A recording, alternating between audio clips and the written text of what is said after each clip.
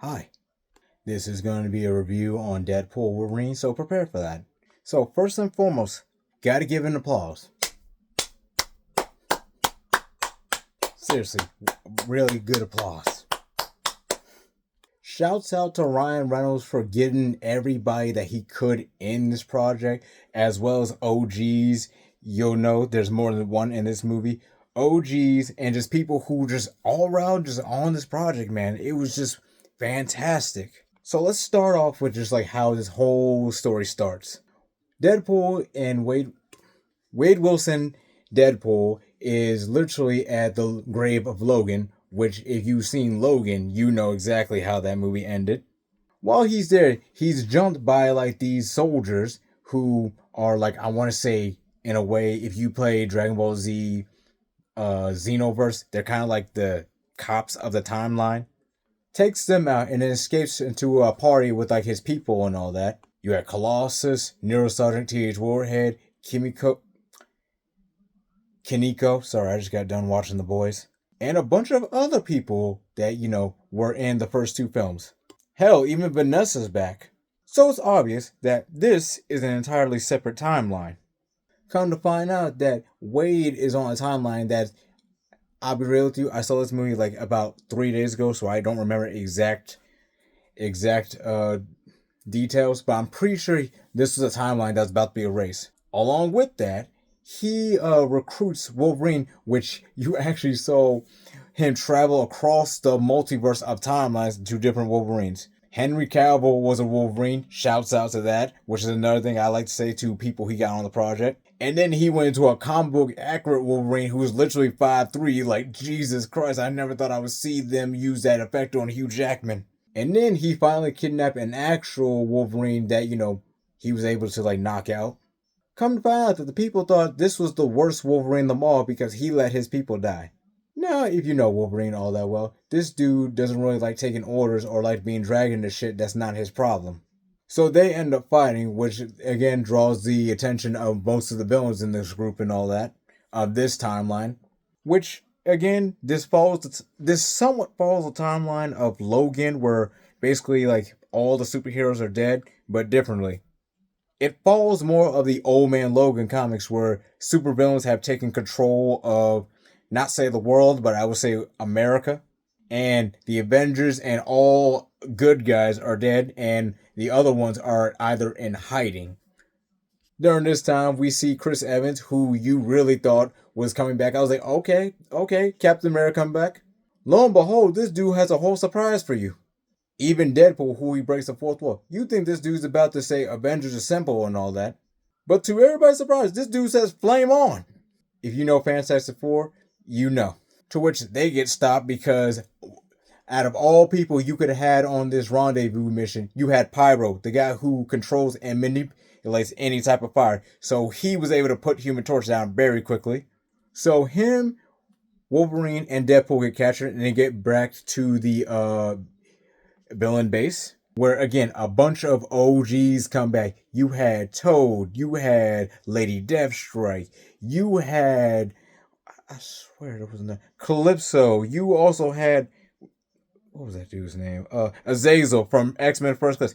Basically, multiple villains from across all X-Men movies in this movie. And the thing that made it worse, they even made a reference to Hank Pym. I don't know if it's Hank or Scott, but Hank Pym's dead body becoming a mountain in the Old Man Logan comics. They turned this dude's whole body into a base. And the skull is like where the headquarters come out and all that. Come to find out that the boss man is actually Charles Xavier's sister. Twin sister to be exact. Funny thing about this, I didn't know anything about this character until this movie. Come to find out, not only is she telepathic, she also is telekinetic.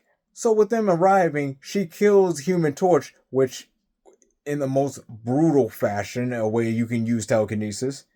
And another OG moment is when you had Sabretooth come in and then him and Wolverine duke it out. Which I'm going to admit, I think that fight was a little too short. They should have saved him for the final battle because if anyone who knows Wolverine Sabretooth, everyone knows them dudes got generational beef. So with them being on the run, we actually learn about like how Logan, like his world, he never really, didn't want to be a hero. how he had the original yellow and blue suit, but he didn't want Scott or Storm thinking that he actually wanted to be there. You know, a lone wolf, as he always been. It was during this moment you actually met X-23, all grown up, and just like in the Logan movie, she's just a badass fighter like her dad. Also, not only that, you found out there's a whole resistance of superheroes in this world. Again, where the OGs come back in. Now, I could be fronting and you could call me crazy, but if you told me that we were going to have an MCU where the original Elektra, Jennifer Gardner, Blade, Wesley Snipes, and not only that, you had Gambit starring Channing Tatum on the same movie as Deadpool, Wade Wilson, Ryan Reynolds, and Hugh Jackman Wolverine, I'll be real with you, I probably would have whooped your ass. Especially with the Gambit Channing Tatum thing. That project was shelved and for who knows how long, but the fun is like you actually see it and pinpoint it was just chef's kiss. Like, honestly, I never knew. The fact is, I love how they kept that a secret out of the trailers and all that. Now, I would have kept Sabretooth out of the trailers too. But, again, this was just, again, up in the ante. Now, I did love Gambit from X-Men Origins Wolverine. Just one thing my friend told me that I didn't even think about. I think they just brought him in the wrong movie. The actor was great, but again, they just brought him in the wrong movie. Reason for that? It was a Wolverine origin story. And honestly, if you brought him in a Wolverine origin story before he joined the X-Men, he's too old for Rogue. But again, back to Channing Tatum. The dude, first of all, I could be wrong, but isn't dude actually from Louisiana? So I'm pretty sure most of that Cajun accent had to be natural. So with them leading assault on the whole team and all that, it was great. And then you also had like a moment where like you have Deadpools of the multiverse of the whole using the Doctor Strange slick ring and all that, bringing on and you had Wolverine and Wade like just tearing through these things like as if they were just nothing but putty. But you also forget, these are Deadpool variants. They can all regenerate. So they fight their way through to get through Charles' sister and all that, end up stopping her, and in a way, they kind of live their lives. Like I said, I mostly cannot remember from when I was watching it and all that because I blacked out most of that day. But hopefully, I gave you guys enough information to actually love this movie. As a moviegoer and as an X-Men movie, this movie was very close. I'm not going to give it a 10. I'm going to give it a 9 though. Because I'll be honest with you, my favorite X-Men movies are First Class and Days of Futures Past. But I gotta say though, this is a close second from those because I think Days of Future Past is number one in my X-Men movies.